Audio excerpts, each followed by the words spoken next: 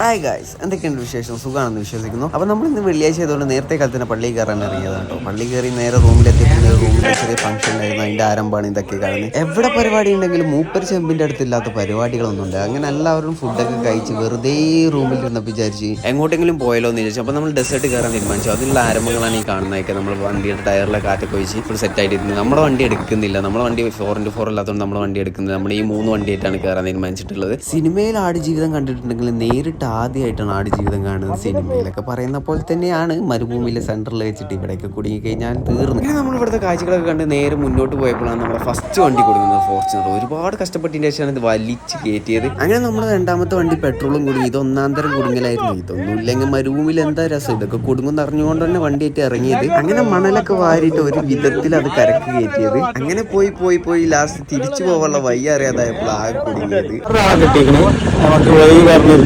വൈകാട്ടിയാണ് വന്ന വണ്ടി ഉണ്ടായി തന്നെ മനസ്സിലാവും മരുഭൂമി ഫുള്ള് കയറലുണ്ട്. അങ്ങനെ മൂപ്പര് പറഞ്ഞ വഴിയിലൂടെ നമ്മൾ നേരെ സ്പോട്ട് ചെയ്ത് നേരെ നമ്മൾ സ്പോട്ടിലോട്ട് എത്തിയിട്ടുണ്ട്. അങ്ങനെ നമ്മൾ എല്ലാ വണ്ടിയിലും എയറൊക്കെ ഫില്ല് ചെയ്ത് നേരെ റൂമിലോട്ട് തിരിക്കുകയാണ്. അങ്ങനെ റൂമിലെത്തി. ഇനി നാളെ പണിക്ക് പോകണല്ലോ എന്ന് വെച്ചിട്ട് ഒരേ കിടത്താണ്. അപ്പോൾ അടുത്ത വീഡിയോയിൽ കാണാം. Okay, by.